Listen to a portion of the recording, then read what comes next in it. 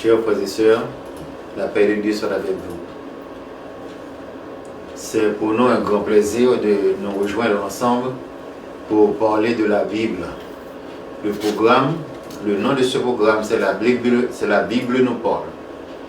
Mais avant de commencer, nous prions à chaque personne d'activer leur closed caption pour recevoir le message dans la langue de leur choix. Chers frères et sœurs et amis de la Bible nous parle, c'est pour nous un grand plaisir et une grande joie de réunir ensemble pour parler de la Bible, pour savoir ce que la Bible a réellement dit à travers de chaque verset, chaque ligne de la Bible, et aussi pour comparer les Écritures avec les Écritures. C'est ainsi que nous pouvons arriver à comprendre la Bible. Nous vous prions avant de commencer d'entendre, nous vous prions de dire Amen par subscribe et partager. En faisant ceci, vous faire connaître aux autres et le programme. Et ce qui est plus important, ce n'est pas seulement le programme, ce que la Bible nous a réellement dit. Parce que la Bible est la parole vivante de Dieu. Les paroles sont toujours actives.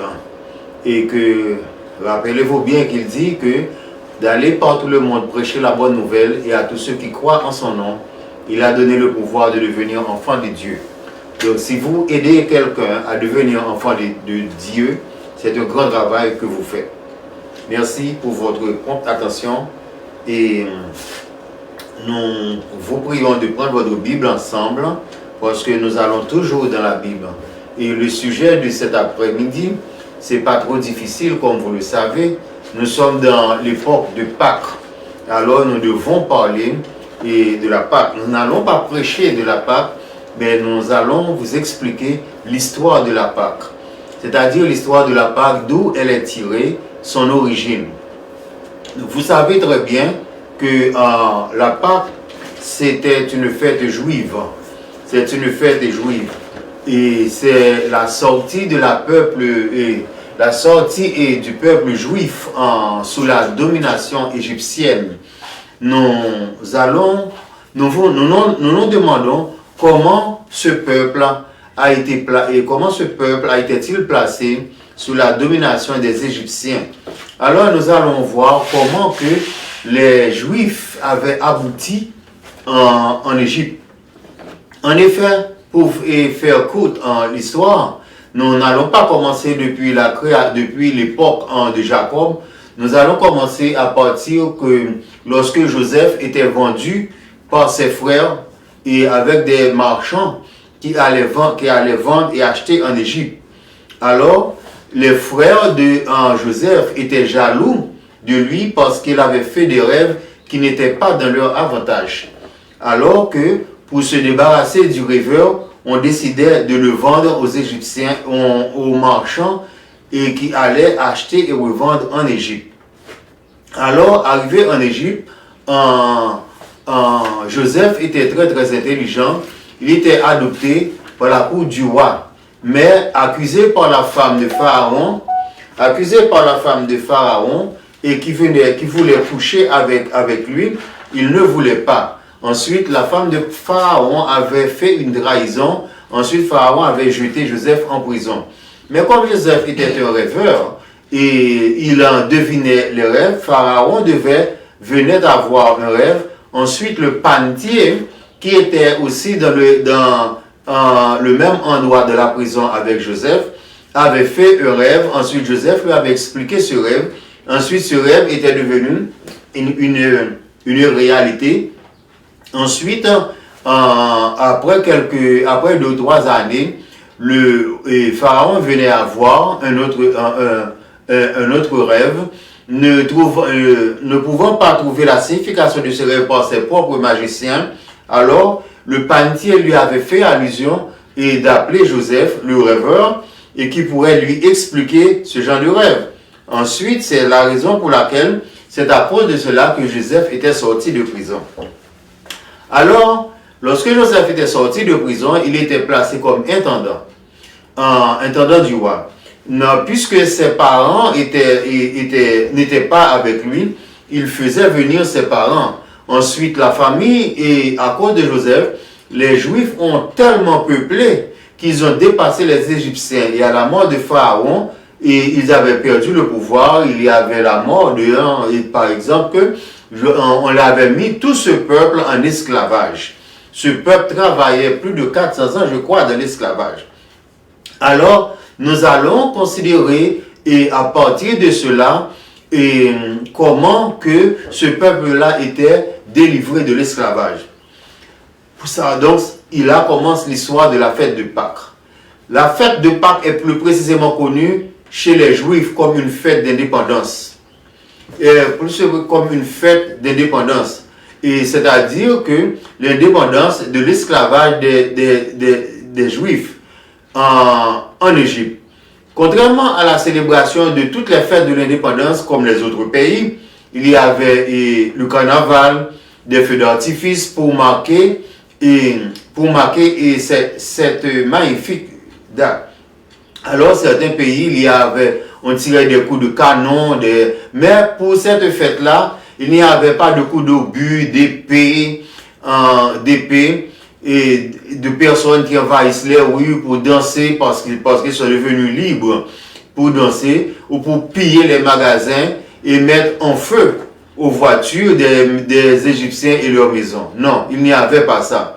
C'était au contraire une nuit très très calme où les familles des Israélites étaient réunies dans leur maison autour d'une table pour la célébration de ce premier jour et de la célébration de cette fête. Alors, chaque personne qui participait mangeait lentement leur repas et en écoutant le récit de l'Ancien Testament. Le repas était composé d'un agneau ou de chevaux mâles, un agneau mâle ou chevaux mâle, mais cet agneau ou ce chevaux mâle devait être âgé d'1 an, sans défaut et sans tache. La chair était rôtie au feu, avec la tête, les jambes et l'intérieur, assurément accompagné de pain sans levain et aussi peut-être du vin. Le sang de cet animal était passé sur les linteaux et des portes des maisons. Et quand l'ange de la mort passera, cette maison-là était épargnée de la mort. Alors, lorsque l'ange de la mort passe sur les maisons des Juifs, était du sang de l'agneau sacrifié. Alors, lorsque l'ange de la mort passe, la mort n'atteint pas la maisonnée. Donc, cette maison était épargnée. L'Éternel fit cette recommandation en son honneur, et qui était devenue une loi perpétuelle pour tous et tous les enfants des Juifs. Donc cette loi devait être faite à perpétuité, c'est-à-dire de temps en temps et chaque année que l'époque arrive. Donc c'est ainsi que les péchés des hommes étaient effacés en sacrifiant l'agneau et en mangeant et en lisant les récits de l'Ancien Testament. On chantait très bien de longuement, on passait tout le jour comme ainsi, en souvenir de leur indépendance, de l'esclavage, du temps qu'ils avaient passé en Égypte. Plus tard, l'Éternel institua des personnes spécialisées pour ces genres d'activités. Donc, ces genres d'activités, l'Éternel Dieu avait suscité, avait fait appel à des sacrificateurs. La chose était changée. Donc, c'était dans chaque famille, mais et plus tard, l'Éternel avait spécialisé des personnes spécialisées, comme par exemple des Lévites. Vous pouvez le lire dans le livre de Lévitique. Vous pouvez voir ça. Mais tout cela, c'était l'ombre des choses à venir. L'ombre des choses à venir jusqu'au jour que Dieu donna l'exemple de ce qu'il allait faire. Enfin, il allait remplacer l'abattage de ces animaux par un seul agneau. Mais Jésus et Dieu avaient donné l'exemple lorsqu'il fit appel à Abraham pour sacrifier son fils unique. Isaac, vous le savez très bien, il avait un fils, le fils unique de la famille. Alors Dieu lui avait demandé de sacrifier cet enfant en son honneur. Abraham prit cet enfant, il va sur le mont Morija avec lui pour offrir l'holocauste. Lorsque Abraham allait sacrifier l'enfant, un ange apparut derrière lui et lui donna l'ordre formel de ne pas faire du mal à l'enfant. Alors Abraham avait regardé bien derrière lui et avait vu un agneau. Ensuite, il a pris cet agneau, il le sacrifiait à la place de ce petit enfant. Donc, vous pouvez lire ça. Vous pouvez lire cela dans Genèse 22, à partir du verset 2. Donc, après tant de sacrifices et tant de pardon, les péchés des hommes ont augmenté plus.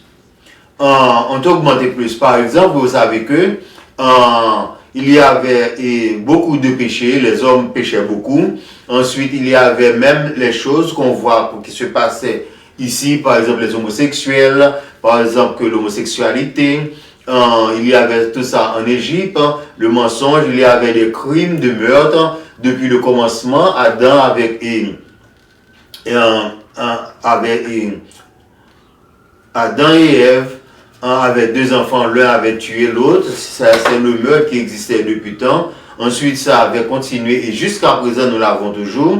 Et rien n'a changé. Ensuite, les choses sont devenues encore pires.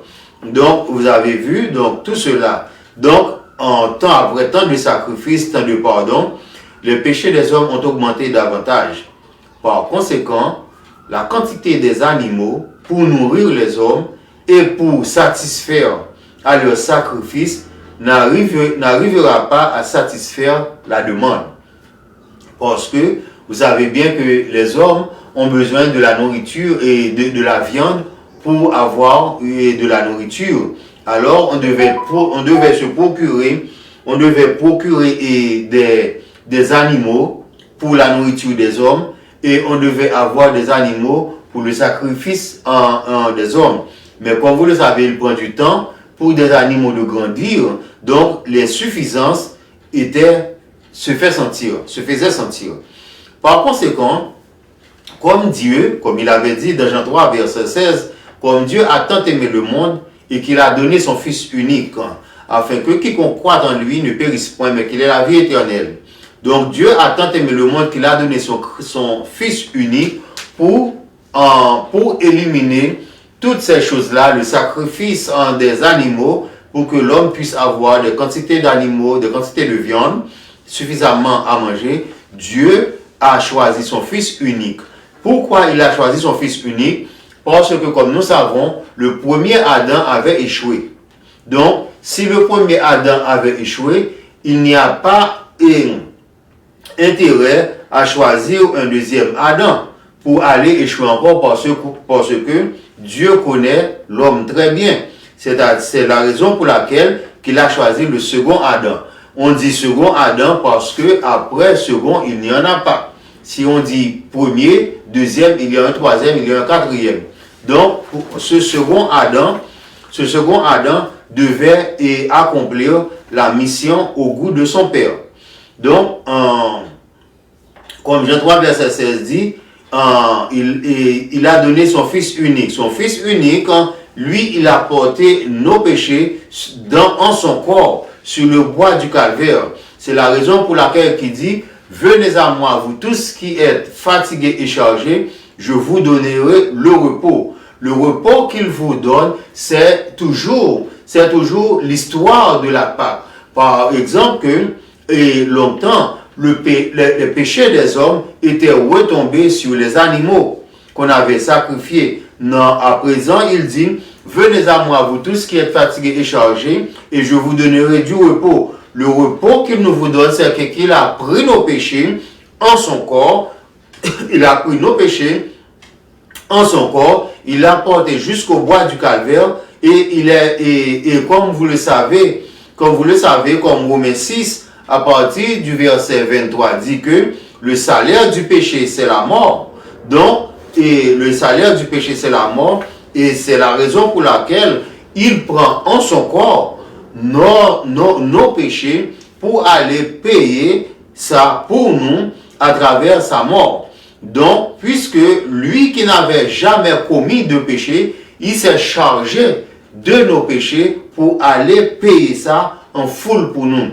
C'est-à-dire que nous sommes libres comme les Israélites qui étaient laissés l'Égypte, nous sommes libres du péché. Oui, nous sommes libres du péché, mais nous continuons à pécher encore. Nous continuons à pécher, à commettre le péché. C'est la raison pour laquelle il nous a instruits comme notre propre sacrificateur pour le pardon de nos péchés. Alors, il dit, si vous appelez, et si vous appelez le nom de notre Seigneur Jésus-Christ pour le pardon de vos péchés, il est fidèle et juste que vous recevez le pardon. C'est-à-dire que à cause de la Pâque, il a pris nos péchés. Donc, il a pris nos péchés et il est mort comme rançon pour nous. Donc, par conséquent, nous voyons que c'est la raison pour laquelle il dit, venez à moi, vous tous qui êtes fatigués et chargés. Et si vous le faites par la foi, lorsque vous allez à votre Seigneur Jésus-Christ pour demander le pardon de vos péchés, il est fidèle et juste que vous recevez le pardon. Parce que Dieu ne ment jamais.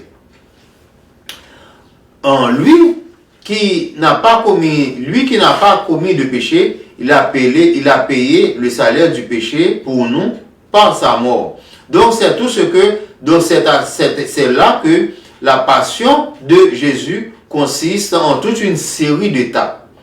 Par exemple, nous avons que la passion de Jésus commence au jardin. Nous savons que Jésus se rendait au jardin de Gethsémani pour prier parce qu'il sentait que la mort était certaine. Donc, il était allé pour prier au jardin de Gethsémani avec ses disciples, tandis que ses disciples dormaient. Il prêchait. La première parole qu'il avait dit, lorsqu'il priait son Père de lui éloigner de cette coupe. Il demanda à son Père de lui éloigner de cette coupe. La raison qu'il demanda à son Père de lui éloigner de cette coupe, puisqu'il vient pour porter nos péchés, alors que nous sommes hommes, Jésus est considéré comme homme et esprit. Donc c'est là, lorsqu'il demandait à son Père de lui éloigner de cette coupe, c'est la partie homme qui commençait à gémir. Donc c'est aussi l'histoire, c'est toute l'histoire de la passion de notre Seigneur Jésus-Christ. La Pâque, c'est toute une série de passions qui commence en Égypte avec l'esclavage des Israélites. Et il vient encore que Jésus qui a pris nos péchés sur son dos, il devait payer pour nous rendre libres. C'est-à-dire que la partie homme qui était en Jésus commençait à souffrir amèrement. C'est comme pour nous, hommes, si nous portons un fardeau qui est très lourd, il est fidèle et juste que nous demandons de l'aide. Donc c'est ainsi que la partie homme en Jésus-Christ sentait le poids, le fardeau et de nos péchés était si lourd qu'il demandait à son Père de lui épargner de cette coupe. Et ensuite il avait ajouté, si c'est possible, parce qu'il ne passait pas de l'ordre à son Père, comme beaucoup de nous faisaient, comme beaucoup de nous faisons lorsque nous avons besoin de quelque chose, on passe de l'ordre à Dieu, j'ai besoin de ceci, j'ai besoin de cela, si tu me donnes ceci, je te donnerai cela. Non, on ne fait pas d'échange à notre Dieu, on doit arriver humblement à Dieu, comme notre Seigneur Jésus-Christ, Père, il priait à son Père de lui éloigner de cette coupe, si c'est possible. Tandis que Judas s'approchait lui-même dans le jardin avec les huissiers, les sacrificateurs, et donna à notre Seigneur Jésus-Christ un baiser de trahison. Donc tout ça, c'est l'histoire de la passion de notre Seigneur Jésus-Christ, et tout se traînait de lui à Jérusalem, de Jérusalem à Gethsémani, Donc c'est la raison pour laquelle on dit que les catholiques surtout ils disent, et puisque au cours de ce chemin-là, il y avait Jésus prononçait 7 paroles. Alors on avait pour ça pour dire que les 7 étapes de la passion de notre Seigneur Jésus-Christ. Donc Jésus-Christ avait demandé à son Père si c'est possible de lui éloigner cette coupe. Tandis que Judas s'approchait, lui donna un baiser, le baiser de trahison. Parce que Judas avait dit aux huissiers et aux sacrificateurs, celui que je donne un baiser, c'est lui, c'est Jésus. En ce moment-là, une foule de bandits armés de torches, armés d'épées, de bâtons s'empara de Jésus. S'empara de Jésus comme un voleur, comme un malfaiteur. Alors les disciples désertèrent et le laissèrent seul. Alors au cours du chemin, on ne sait pas ce qui se passait, mais ce n'était pas joli pour notre Seigneur Jésus-Christ. Alors on lui moquait, on disait toutes sortes de choses à son sujet. Et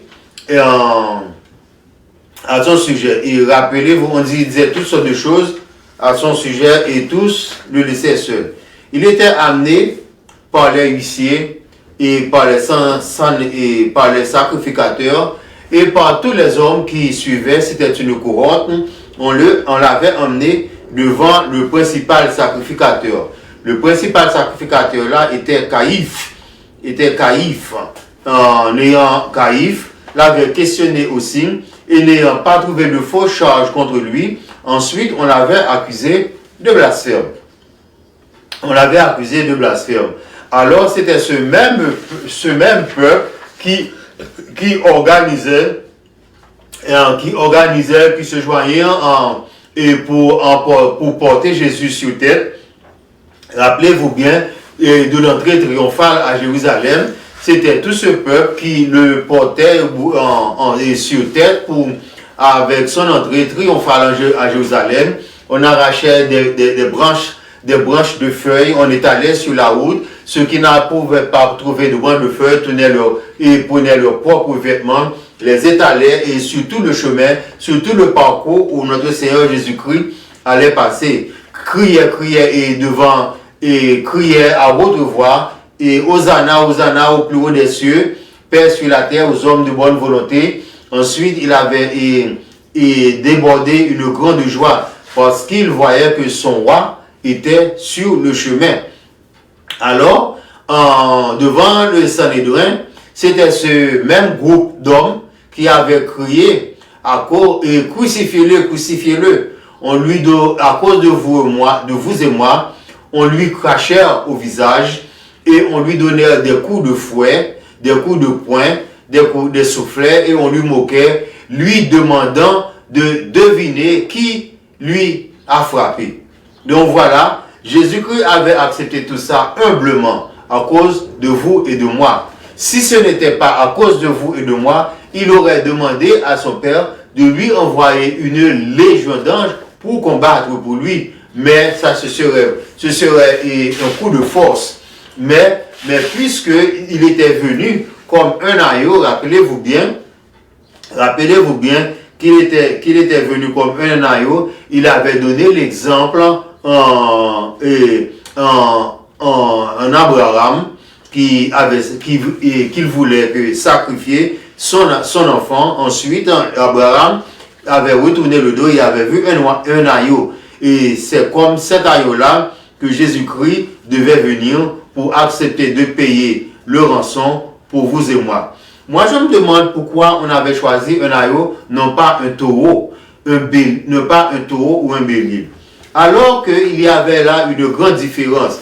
L'agneau, lorsqu'on sacrifie l'agneau, et lorsqu'on va sacrifier l'agneau, l'agneau ne fait pas de bruit. L'agneau fait prend tout en lui-même. Il ne fait pas de bruit. Mais lorsque, si c'était un taureau ou un bélier, il aurait fait des gesticules, il aurait tiré des coups de pied. Donc c'est lutter. C'est lutter. Mais Jésus-Christ était accepté tout comme un agneau. Voici, comme l'agneau pascal, parce qu'il était désigné comme l'agneau pascal. Ésaïe 53, verset 7 nous dit, il a été maltraité et opprimé.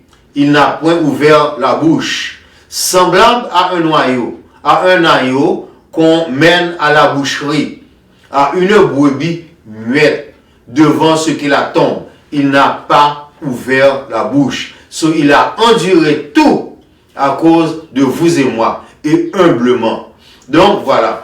Donc n'ayant pas trouvé, et Caïphe n'ayant pas trouvé de charge contre lui, il lui avait accusé de blasphème.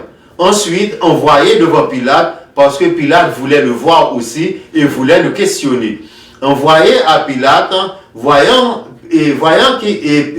à Pilate, et Pilate lui avait questionné aussi, de la même façon que Caïphe, et Pilate, voyant qu'il ne gagnait rien en ce jugement, mais que le tumulte augmentait.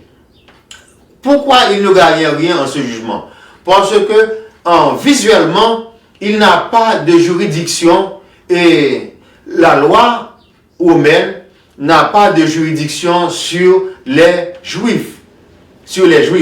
Alors, comment que les Romains prennent part à ce genre de choses? Mais à ce moment-là, après avoir sorti du pays d'Égypte, alors il y avait une association entre les Romains et les Juifs, mais pas une association de justice. Les Romains n'avaient aucun droit de justice sur les Israélites, mais il y avait un accord. Alors, la loi romaine n'était pas appliquée pour les Israélites, et Pilate, qui n'avait pas d'intérêt en Jésus, parce que même si Jésus était venu le roi des Juifs, il pourrait être le roi des Juifs et n'allait pas compromettre sa place royale. Donc c'est la raison pour laquelle il n'y avait rien à gagner de ce jugement. Il ne portait pas d'intérêt dans ce jugement. C'est pourquoi il prit de l'eau, lava ses mains et il y avait dit, je n'ai rien à y voir avec le sang de cet innocent. Il a renvoyé Jésus à ses propres siens, aux Juifs, et après avoir donné à Jésus quelques coups de râteau, quelques coups de fouet, il avait dit aux Israélites, prenez-le vous-même et jugez-le d'après votre propre loi. Alors, les Israélites ne voulaient pas tuer Jésus parce qu'il écrit dans la loi de Moïse, dans les 10 commandements, tu ne tueras point. Alors, il amenait Jésus à Pilate pour que les Romains tuent Jésus pour lui. Donc, puisque le tumulte augmentait et de plus en plus, Pilate lava ses mains et il dit, je n'ai rien à y voir du sang de ces innocents, de cet innocent, et il l'a remis aux Juifs pour prendre jugement de son propre roi. Donc, les Juifs ne posaient pas la main sur Jésus, mais ils criaient à voir, si vous ne crucifiez pas, vous n'êtes pas l'ami de César. Vous n'êtes pas l'ami de César. C'est la raison pour laquelle les Romains arrêta Jésus et le crucifia.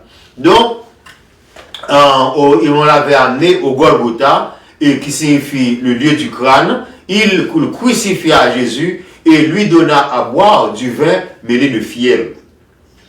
Ensuite, ils partagèrent ses vêtements en les tirant au sort. Ils l'ont injurié, ils se moquèrent de lui, ils l'ont insulté, puis ils lui donnaient à boire du vinaigre. Alors tout cela a une signification. a une signification. Mais il a accepté tout ça à cause de nous. À cause de nous, il a accepté tout ça. Le vinaigre qu'on lui donnait à boire, le vinaigre a un mauvais goût, un goût âcre. Et c'est la raison pour laquelle c'est notre péché qui n'a pas de bonne vue. Parce que le salaire du péché, c'est la mort. Puisque le salaire du péché, c'est la mort, c'est la raison pour laquelle nous considérons le péché comme un venin mortel. Donc, le vinaigre qui était le symbole du venin mortel, Jésus-Christ le buvait. Alors, après avoir bu notre péché, il avait dit que tout était accompli et il a rendu l'âme. Il a rendu l'âme. Ensuite, Jésus-Christ avait fini d'absorber tous nos péchés. Il n'avait pas commis de péché, mais à cause de nous, il était mouru comme un malfaiteur, comme un criminel, comme un pécheur, dans la plus abominable condition. Donc, le soir étant venu, il y avait un homme appelé Joseph. Et pour la Bible nous fait comprendre que ce n'est pas Joseph son père, que c'était Joseph d'Arimathée. Il était un disciple de Jésus.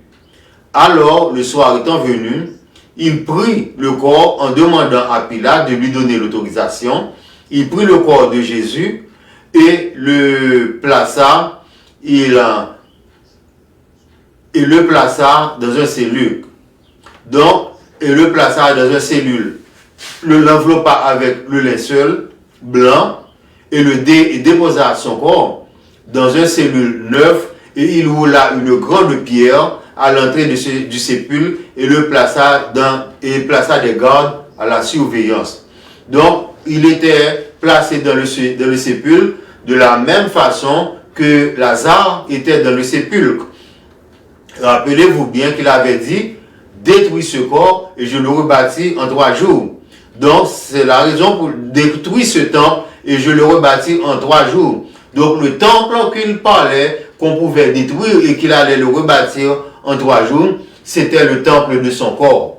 Alors, les habitants de Jérusalem et la plupart de ses disciples l'avaient mal compris. Et c'est à sa mort et après sa résurrection qu'ils ont vu et qu'ils ont vu clairement de quel temple que Jésus parlait.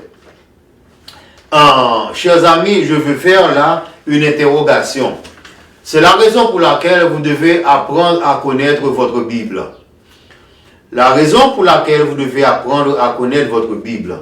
Lorsque vous apprenez la Bible, vous lisez la Bible, vous comparez les Écritures avec les Écritures, vous pouvez voir le problème ou la chose avant qu'elle arrive. Donc, après que Jésus avait été ressuscité, les Juifs et les hommes et beaucoup d'eux qui se trouvaient comprenaient pourquoi il avait dit détruis ce temple et je le rebâtirai en 3 jours. Je ne veux pas que c'est au seul lorsque vous êtes et sur le dernier jour de votre mort, vous acceptez Dieu. Je ne crois pas que c'est une garantie. Il est vrai que Jésus demande que celui qui me suit jusqu'à la mort aura la couronne de vie. Mais il ne dit jamais à votre mort, vous pouvez m'accepter. Je pense que c'est seul l'Aaron doit qui était crucifié avec Jésus pourrait avoir cette chance parce qu'il voulait démontrer que au dernier jour et même à votre dernier jour et que vous pouvez avoir de la chance d'accéder au royaume des dieux. Mais vous pouvez le faire aussi d'accepter Jésus au dernier jour de votre vie, mais vous ne connaissez pas encore le jour de votre dernier jour, puisqu'il dit et celui qui me persévère jusqu'à la fin, vous ne connaissez pas votre fin. Votre fin peut peut-être être tragique. Si vous passez et comme on dit, avec une décomposition, ensuite, au moment du décomposition, vous ne vous souvenez pas de rien. Alors, comment pourrez-vous vous souvenir à appeler à entrer au bercail? Point jamais. Le jour, le moment pour garantir votre ressuscitation, comme Lazare, c'est à présent. C'est à présent parce que vous ne connaissez pas quand votre dernier jour. Il y a un dernier jour. Le dernier jour de notre Seigneur Jésus-Christ, lorsqu'il y aura le dernier jugement, mais je pense que vous et moi, vous ne serez pas là au dernier jugement, alors que notre dernier jour doit être commencé aujourd'hui. Si vous entendez sa voix, n'endurcissez pas vos cœurs. C'est ça que Jésus-Christ vous demande. Aujourd'hui, si vous entendez ma voix, n'endurcissez pas vos cœurs, parce que vous ne savez pas quand sera votre dernier jour. Donc, le soir étant venu, Joseph d'Arimathée prit le corps de Jésus et l'enveloppa dans un linceul blanc et plaça le corps dans un sépulcre neuf. On l'enterra de la même façon qu'on avait enterré Lazare. Donc, avant la mort de Jésus, il prit le dernier souper avec ses disciples. Au moment de ce dernier souper, il leur annonça, c'est tristement qu'il leur annonça, avant sa mort: je ne boirai plus désormais le fruit de la vigne avec vous, jusqu'à ce que le royaume des cieux soit venu. Je le dis encore, pendant le moment qu'il prenait le dernier souper avec ses disciples, il prononça ces mots: je ne prendrai plus jamais avec vous, je ne boirai plus jamais avec vous le fruit de la vigne, jusqu'à ce que le royaume des cieux sera venu. C'est pourquoi, en entendant la venue de ce royaume, Dieu institua la Sainte Seine pour nous. La Sainte Seine pour nous, c'est ce qui représente pour nous le dernier souper qu'il prenait avec les Israélites. Donc, nous pouvons dire aussi, nous jouissons le même droit que les Israélites, que les Juifs, parce que à tous ceux qui croient en son nom, il a donné le pouvoir de devenir enfants de Dieu. Nous sommes des enfants de Dieu et nous sommes des Juifs aussi. Donc, il a donné le pouvoir, il nous a donné le pouvoir de devenir l'enfant de Dieu. Mais, puisque Dieu est omniprésent et omniscient, à chaque fois que nous participons à la Sainte Seine autour de la table chaque premier dimanche du mois, nous savons par la foi qu'il est toujours là avec nous et qu'il nous accompagne. Il ne nous laisse pas, il disait, il ne nous laisse pas orphelins. Il a envoyé le Saint-Esprit pour nous accompagner dans tout ce que nous faisons. Donc, beaucoup de chrétiens pensent que la Pâque est un fait accompli. Non, la Pâque n'est pas un fait accompli. Et si nous regardons, par exemple, dans le monde actuel, nous pouvons considérer que nous sommes toujours en Égypte. Oui, nous sommes toujours en Égypte. Parce que tandis que l'homme existe sur la terre est le symbole d'Égypte. L'Égypte n'est pas un mauvais pays. Et même si on prend l'Égypte comme cet exemple, mais l'Égypte n'est pas un mauvais pays. L'Égypte est un très beau pays, avec de beaux pyramides, et c'est un lieu touristique, et c'est un pays qui est très très développé aussi. L'Égypte est considérée comme le monde, et tandis que tant que il y a des hommes sur la terre, l'Égypte existe toujours, parce que le monde est remplacé comme l'Égypte. Donc, le monde actuel est maintenant considéré comme Égypte, parce que tout ce qui passait en Égypte est en train d'arriver jusqu'à présent dans le monde. Il y a toujours l'homosexualité, il y avait toujours le meurtre, il y avait toujours le crime, il y a toujours le vol, et il y a toujours des inondations, et il y aura toujours ces choses-là auront toujours lieu. Et si vous regardez dans la Bible, avec les 7 fléaux d'Égypte, avec les 7 fléaux, il devait être les 10 fléaux. Mais Dieu dit, si je ne raccourcis pas les fléaux, personne ne serait sauvé. Ensuite, au lieu de 10 fléaux, il a raccourci pour 7 fléaux quand il viendra. Et pensez-vous que Jésus ne viendra pas? Oui. Que certaines personnes disent que la terre est trop maudite. Jésus-Christ ne viendra pas sur cette terre. Mais pensez-vous que Jésus-Christ dit qu'il est venu pour les malades, mais pas pour ceux qui sont en bonne santé. Si la terre, les habitants de la terre sont complètement malades, ils font des crimes, des tueries et de l'homosexuel et tout ce qui est contraire à la loi de Dieu, Dieu doit venir sur la terre. Et si vous regardez avec moi dans Apocalypse 11, on verra que il parlera des deux témoins. Les deux témoins ne sont que un roseau semblable et les deux témoins ne sont que Jésus et le Saint-Esprit.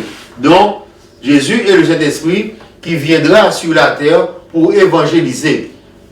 Avant, il y avait Jésus-Christ qui évangélisait seul parce que l'Esprit qui devait aider les hommes à comprendre la parole de Dieu n'était pas encore donné.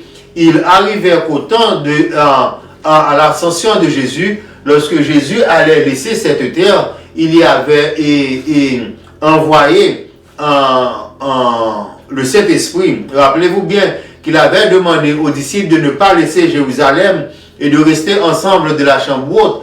Le Saint-Esprit survenant sur eux, ensuite il parlait la parole de notre Seigneur Jésus-Christ dans leur propre langue. Et chaque personne qui était invitée de la chambre haute l'entendait la parole de la Bible dans leur propre langue. Ce n'était pas parler en langue, c'était une traduction. C'est comme était que en United Nations, on met des appareils, chaque personne qui parlait grec, qui parlait arabe, qui parlait latin, qui parlait même créole, entendait une seule personne, l'orateur parle dans sa propre langue, et chaque nation invitée l'entendait dans leur propre langue. Il y a une mise interprétation de ce verset à cause des personnes qui parlaient en langue. Donc, il n'y avait jamais ce désordre dans la chambre haute. Donc, Jésus-Christ reviendra sur la terre et lorsqu'il allait laisser la terre en face de ses disciples, il y avait beaucoup de personnes qui étaient présentes, beaucoup de personnes, et à la vue de tous les disciples, lorsqu'ils montaient, il y avait un ange qui lui avait dit: Homme galiléen, pourquoi restez-vous à regarder le ciel? Dans Acte 11 et dans Acte 1, à partir du verset 11, et si vous avez votre livre en main, nous pouvons le lire ensemble et aller avec moi dans Acte 1er à partir du verset 11.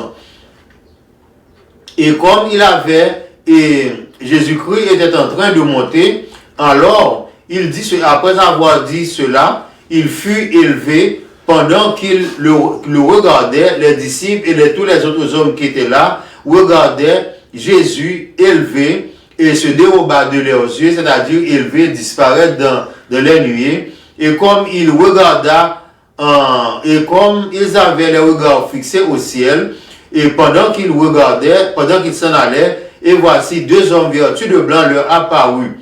Ils dirent: Homme galiléen, pourquoi arrêtez-vous à regarder au ciel? Et ce Jésus qui a été enlevé du milieu de vous reviendra de la même manière où vous l'avez vu allant au ciel. Reviendra de la même manière où vous l'avez vu allant au ciel. Donc, de la même manière, c'est après avoir prêché, on va le tuer, on ne va pas le crucifier, suivant l'observation, parce que le corps seront placés sous l'observation. Et vous pouvez lire en Apocalypse 11, vous pouvez comprendre ça en votre façon, mais ils reviendront encore, parce que Jésus-Christ même lui avait dit: je reviendrai encore. Ça c'est clair qu'il reviendra, il prêchera sur la terre encore. Lire la Bible, c'est pas moi qui le dis, c'est Apocalypse 11. La majorité de vous dites: ah, c'est pas vrai, et c'est pas vrai, ne dites pas c'est pas vrai, dites j'ai pas encore arrivé à cela.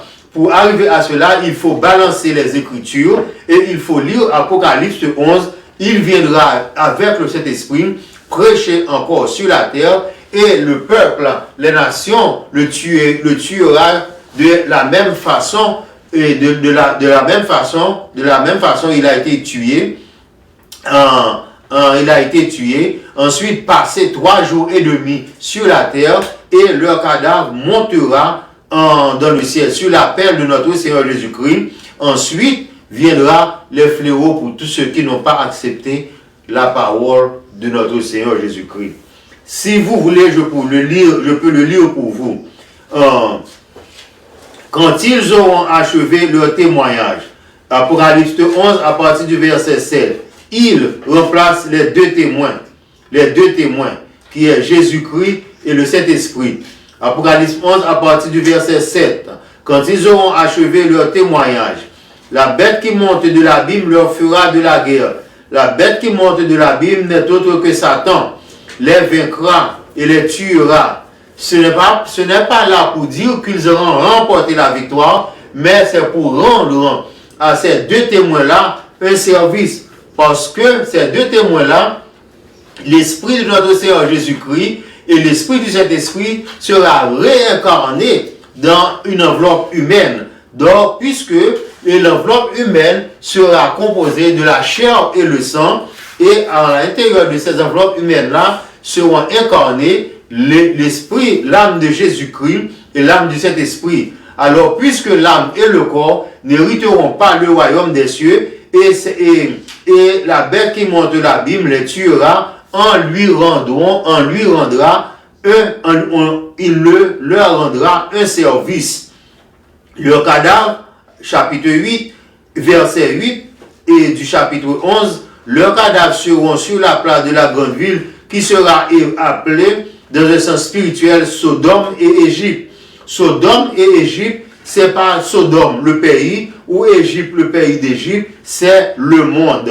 Et tout œil le verra. Je ne sais pas comment vous allez le voir, si c'est de la télévision, si c'est un songe, mais il dit que tout œil le verra.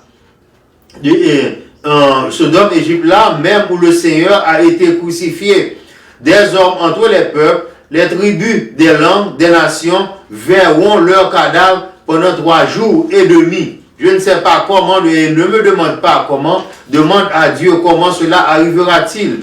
Ils ne permettront pas que leurs cadavres soient mis dans un sépulcre. Ils ne permettront pas, ils pluriel, ce sont les deux témoins. Les deux témoins-là ne permettront pas que leurs cadavres soient mis dans un sépulcre. À cause d'eux, les habitants de la terre se réjouiront comme on le faisait auparavant, en l'ironisant et en le disant, il avait ressuscité d'autres. Pourquoi il n'est pas descendu lui-même du croix? Il avait guéri tant d'autres personnes. Pourquoi il ne guérissait pas lui-même? Allons voir si Élie va lui descendre de cette croix. On lui sait tout ça. Donc, ces choses-là arriveront encore. À cause des habitants de la terre, ces habitants-là se réjouiront, ils seront dans l'allégresse et ils enverront des présents les uns aux autres parce que ces deux prophètes, Jésus-Christ et le Saint-Esprit, ont tourmenté les habitants de la terre. Oui, ils ont tourmenté les habitants de la terre parce qu'ils ont venu leur parler de la Bible. Les paroles de la Bible sont une démangeaison pour ceux qui ne croient pas. Pour ceux qui ne croient pas. Et c'est la raison pour laquelle, dans mon dernier message, je vous avais dit qu'il était un sanctuaire pour ceux qui croient en son nom, une pierre d'achoppement pour ceux qui prêchent pour ceux qui prêchent l'évangile, pour ceux qui prêchent leur évangile, pour ceux qui déforment l'évangile en leur façon, pour ceux qui ne prêchent pas l'évangile de la Bible, pour ceux qui cachent les paroles de la Bible à leurs fidèles. Pourquoi? Parce qu'ils veulent plaire à leurs fidèles. L'évangile n'a pas de ça. Il faut prêcher l'évangile dans la Bible. Donc, dans la Bible, un rocher de scandale pour plusieurs, un rocher de scandale pour ceux qui croient qu'ils sont déjà arrivés pendant qu'ils sont sur la terre et qu'ils ont dépassé, ils sont arrivés à archibishop, ils sont arrivés à docteur de la loi. Rappelez-vous bien, rappelez-vous bien que, qui est le nom de celui-là, Nicodème, qui était docteur de la loi et qui n'arrivait pas à comprendre les choses de la Bible, tandis que Jésus-Christ lui-même disait qu'il a caché la vérité aux orgueilleux, mais il l'a révélé aux humbles. Et si vous pensez que vous êtes orgueilleux dans l'évangile, vous êtes un rocher scandale pour vous. Vous allez dire, oh, j'ai prêché à votre nom, mais vous n'avez pas accordé le royaume des cieux. Jésus-Christ vous dira, dehors, je ne vous connais pas, vous qui commettez l'iniquité. Et si vous ne prêchez pas l'évangile, vous prêchez pour plaire aux gens, vous prêchez l'évangile de grâce, l'évangile de pardon, l'évangile de richesse, comme fait beaucoup à la télévision, alors c'est là que Jésus sera pour vous une pierre d'achoppement, un scandale. Donc il ne sera pas pour vous un avocat, il n'est pas l'agneau pascal pour vous. Vous prenez le vin et le pain comme un poison pour vous. C'est la raison pour laquelle la Bible dit, vous prenez le pain et le vin, si vous agissez comme ça, vous prenez le pain et le vin injustement. Vous devez vous examiner pour voir si vous n'êtes pas de cette catégorie. Donc, alors que les corps de ces deux témoins-là passera 3 jours et demi, à traîner dans les rues de la capitale, dans les rues du monde, Et alors, jusqu'à ce qu'un esprit de vie venant de Dieu entra sur eux, alors ils se tenaient sur pied. Ce sera une grande étonnation pour tous les habitants du monde. Et une grande crainte s'empara d'eux qui les voyaient. Les habitants qui voyaient ce genre de miracle serait une grande crainte les empara. Et puis parce qu'ils savaient qu'après la mort, il n'y avait rien, ils pensaient que la terre ne va pas avoir rien parce que ces deux témoins, ils les ont éliminés. Mais à l'appel de notre Seigneur de Dieu, ces deux témoins subsisteront sur leurs pieds. Et une voix disait au ciel, montez, votre mission est terminée. Alors, tant pis à ceux qui ne croient pas, les fléaux vont les engloutir. Alors, ils seront réveillés et voir leur âme brûler dans le feu, dans le géant Adam. Oh, chers frères et sœurs, la Pâque que vous célébrez là n'est pas une action définie, n'est pas une action qui est placée dans le passé. Je vous le dis toujours, la Bible n'est pas dans le passé. La Bible n'est pas une chose qui est passée maintenant et qui est accomplie. Point final. Non. La Bible reflète les choses qui vont arriver dans le futur. Tout ce qui est écrit dans la Bible, c'est l'ombre des choses à venir. La Bible sera mise de côté. Il arrivera un jour que la Bible sera effacée lorsque Dieu sera venu et nous serons placés dans la nouvelle Jérusalem. Jésus sera avec nous. Alors, toutes ces choses-là auront effacé. La mort ne sera plus. Il n'y aura plus de Pâques parce que la Pâque sera avec nous. La Pâque sera avec nous. La Pâque sera accomplie à la seconde venue de notre Seigneur Jésus-Christ. Il dit qu'il vient bientôt. Il était venu pour la première fois, sa première venue, par l'accouchement de Marie, la femme de Joseph. Il viendra encore par la femme dans le désert. Frères et sœurs, ne prenez pas la Bible en vain. Ce n'est pas une chose qui est accomplie et qui est passée dans le passé qu'est close. Non. Prenez la Bible au sérieux.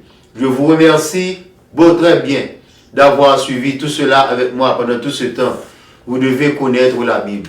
Et c'est l'objet principal de la Bible nous parle. Parce que la Bible parle à nous directement. La Bible parle à nous directement. La parole est très détaillée. Elle est très claire. Il suffit de le lire, de lire la Bible avec l'aide du Saint-Esprit. Parce que c'est seul le Saint-Esprit, pas notre intelligence. Même si vous êtes philosophe, même si vous écrivez des livres, si vous ne lisez pas la Bible avec l'aide du Saint-Esprit, vous n'allez pas comprendre ce livre. Vous allez le mettre de côté, comme font beaucoup. C'est un livre plein de contradictions. Non, la Bible est claire. La Bible est son propre illustrateur. Il donne des images, il donne des exemples. C'est à nous de les déchiffrer. La paix de Dieu avec vous. Merci d'avoir suivi avec moi. Et je vous demande, je vous en prie, de partager, de subscribe.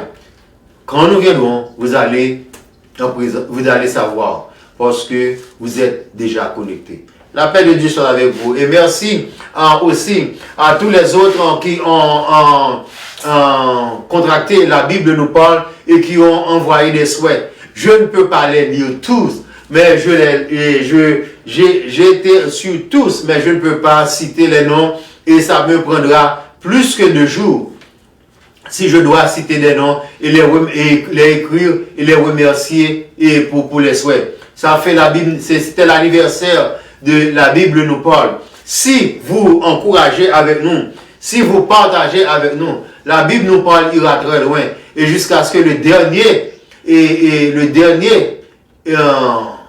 être sur la terre et les dernières personnes pourront connaître, pourront étudier, pourront connaître la Bible. Rappelez-vous bien, Jésus-Christ disait, c'est lorsque tous auront à faire face à cette bonne parole, alors viendra la fin. Parce que ce n'est pas dans son intention que pour qu'une personne périsse, mais il veut que tous doivent avoir la vie éternelle. Et s'il vous plaît, il n'y a pas d'opération, il n'y a pas de surgery pour avoir la vie éternelle. Si l'argent pouvait acheter la vie éternelle, vous et moi n'aurons pas d'accès à la vie éternelle. Parce que les riches de ce monde l'auront accaparé et auront payé très cher. Donc la Bible nous donne tous les moyens nécessaires pour avoir la vie éternelle. Et si nous mettons en pratique ces choses-là jusqu'à la fin, jusqu'à notre fin, nous aurons la victoire. La paix de Dieu soit avec vous. Merci encore. Merci pour les soins. Bye